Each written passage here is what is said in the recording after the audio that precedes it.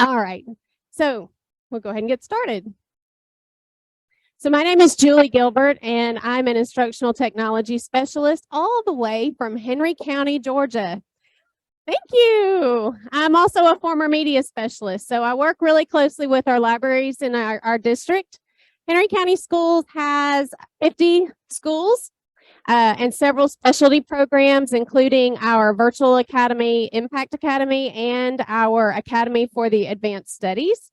We serve 42,000 students from pre-K to 12th grade, and we are a one-to-one district providing Chromebooks to all students pre-K through 12. So to get started today, I wanted to talk about what is Sora. So I'm going to talk about Sora. In case you're not familiar with Sora, Sora is our student reading app for Overdrive.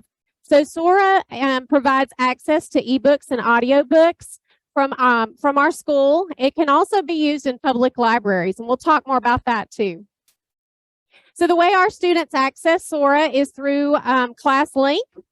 Students have the Sora app on their dashboard, and once they click that app, they are automatically authenticated into the Sora and have access to all the digital content. They have access to titles that their school purchases, as well as the titles that we purchase at the district level as well. And I'll talk more about what they have access to in just a moment, because there are access levels, and I'll talk about that in just a second. So when students first get into Sora, I want to talk about the settings, because students have the ability to go in and make some preferences that they would like. So in the settings is in the top right corner. And this allows your students to set some personal preferences, such as the dyslexic font. They can turn that on. They can also turn on high contrast mode. Students can also change their language from English inside the app. So note, though, that this doesn't change the language of the actual book. This is actually just the navigations in the Sora app. You can purchase books, of course, that are in different languages, and we do that frequently in our district for our students who are English learners. Students can also add other libraries to the Sora app. So for instance, if your county library also has Overdrive, students can add the public library to this app. So it's a one-stop location for them to get content from both collections. So once inside the app, you'll see there is a navigation menu across the bottom, and the home button will show students any assignments that they may have. So teachers and librarians, they can assign titles to the students. They can also pick up where they left off in a book that they have been reading. The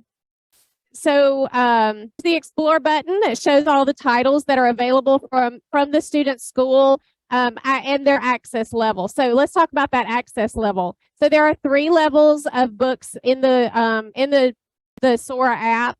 Students will be assigned to levels based on their grade bands. So we have juvenile, young adult, and then adult. So when we go in and create purchases, we go ahead and we can let Sora or Overdrive make those determinations for us, but I typically always go back and double check those to be sure that students that the books that they're accessing are the ones that are age appropriate for them. If you are an adult learner in our district, like I would say the high schools, they have access to everything from adult all the way down to juvenile. So same for young adult down to juvenile, they have access, but they can't access adult. Does it make sense? So once a student clicks on a title from Explore, they have the option to borrow the book or put the book on hold if it's not available right then for checkout. The hold is a virtual queue line, and when the book is returned, the next student in that virtual line will automatically get that book checked out to them. And then there's the shelf button, which shows students what titles they currently have checked out. And this is where students can go to begin reading a book or to continue reading their book. Then there is the Me button, which shows students their achievements, which I love because everybody loves the badging system and earning awards for doing different things. And reading should be no different. So students earn badges for using their Sora app. So in this example, you'll see I've clicked on a book from the Explore. When they click on a title from Explore, you can see information about the title. There's going to be a little bit of what the story is about. You'll find out what language it's in, what's the audience level, the lexile level, and of course the summary. If you choose to read the book, you'll simply click on borrow, and you can see I've already clicked on the word borrow, so now it says it is borrowed. And then right below that is where I can click open book to begin reading. So once you've clicked on the book to begin reading, you'll see there are some menu options up in the top right corner. These options allow your students to change the page format from like showing 2 pages at once to just showing 1. They can zoom. They can also have that contrast. If they haven't set that up in their settings, they can change that there. The search bar is also available for students to look up words within that book, and then there's also a bookmark ribbon. And then you'll notice also a bookmark ribbon once you're inside the book. Right in the center of the page here, you can see I have circled where you can also choose to bookmark where you left off. So what is available in Sora? So Overdrive has a large selection of different formats for students to enjoy. There are traditional ebooks, there are traditional audiobooks, there are videos, there are magazines, and some of our favorite books for our younger students are the read-alongs. So these books are both read aloud and fully visual. The students just click play, and then the words will highlight as it is read aloud. Students love these books as they provide them that read aloud enjoyment, as well as modeling what good readers sound like when they are listening to stories. All right, so now that we've kind of talked about what Sora is, I want to talk about how I want to talk about how I use the data in Overdrive Marketplace to drive the purchases for Henry County Schools District Collection. So Overdrive Marketplace is where we all make the purchases for the books that go into our media centers, the ebooks. Our media specialists all have Advantage accounts, so we can purchase at the district level, and it is available. All the books, of course, at the access levels are available to the entire district. But when your school makes their own purchases, those books are only available to the students within that building. So if you read any educational journals, you know that we are a data-driven industry. Our libraries can really benefit from looking at our collections and the data. It says here, as organizations that typically have less than ideal levels of resources to carry out their work, libraries naturally should assemble the best possible tools to enable them to operate as intelligently and efficiently as possible. And 2 major areas on which libraries spend their budgets are people and collections. And to stretch these budgets, libraries can benefit from evidence-based methodologies that factor in a variety of data sources. And this is where Overdrive and Overdrive Insights comes in. So Insights is your data where you're going to pull in all of your reports and be able to really analyze that collection that you have. So you can view summary information for your library or your school's digital collection, understand trends, and run detailed reports. So we'll look at some of those now. So when you first click into the Overdrive Insights, you'll find the summary box, which shows your total unique users, your checkouts, and holds. By default, the data includes all information for the last 30 days. So you can change that time period on the format if you just click the edit button. So I changed this one to the last 5 years so that you can see our usage that we have had for Sora. And you can see it's massive. So for several years in a row, Henry County Schools has been one of the top users of Overdrive and Sora in the world. And I can remember when we first started using it, how they just were so in awe of how much we used it. And I will tell you that one good thing that came out of a pandemic was Overdrive. Our kids were never without books. And that's one thing that we can be really proud of. As I said earlier, we have 42,000 students, and you can see that almost 35,000 unique users have logged into the Sora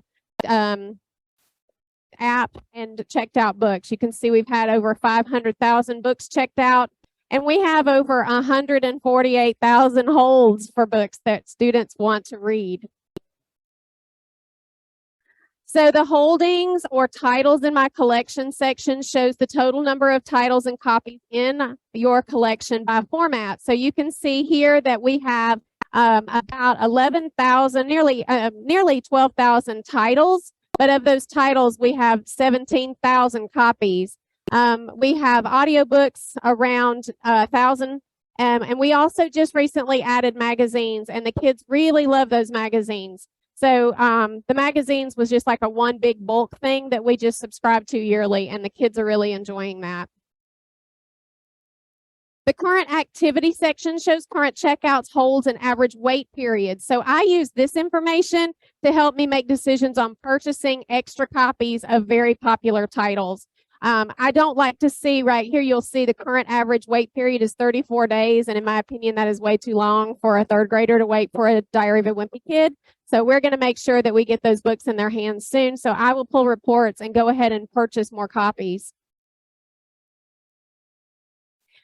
Okay, so the title status and usage report can show you checkouts in the collection. With this report, you can view real-time data about the titles, including number of copies that you own, how many metered access licenses you are used and are remaining, and I'll talk about the different lending models, the total and current checkouts for a title, the total current holds for a title, and then the title status in collection or if it has been weeded.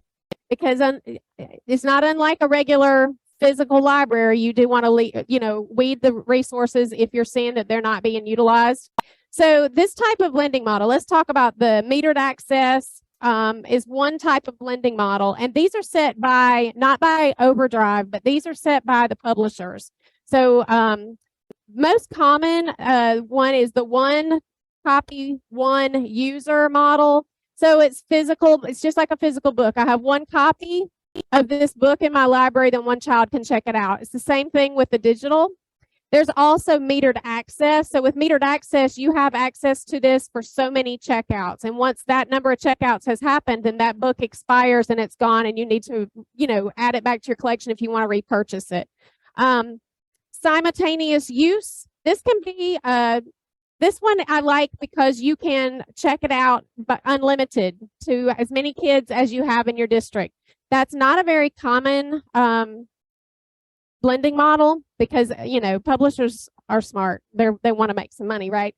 But I like to be able to rent copies too, which is a really smart way to get a copy of in every third grader's hand at one time. You can do a rental model and you can rent it for a certain amount of time, and you can actually go in and you can assign it to them. So nobody goes in and checks it out before the kids get it. I did that for our Impact Academy recently. All the fifth graders in Impact Academy needed Number the Stars. And it was very inexpensive to go in and rent that book and go ahead and push it out to every child in the fifth grade at Impact Academy.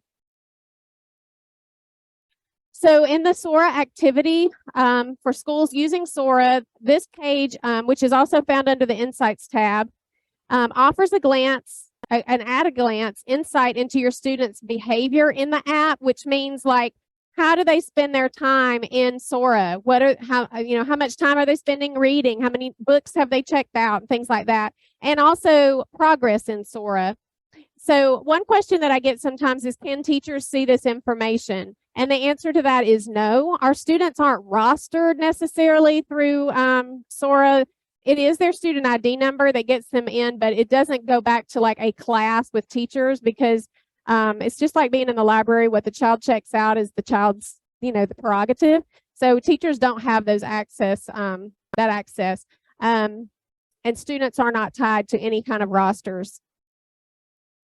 So on the Sora activity tab, you can see with the kinds of books that are being checked out. On this graphic, you can see that the darker blue represents our ebooks that have been checked out in the last 30 days, and the lighter blue represents the audiobooks that have been checked out in the last 30 days. You can also see the average time per book by audience, and here you can find out who your most active audience is.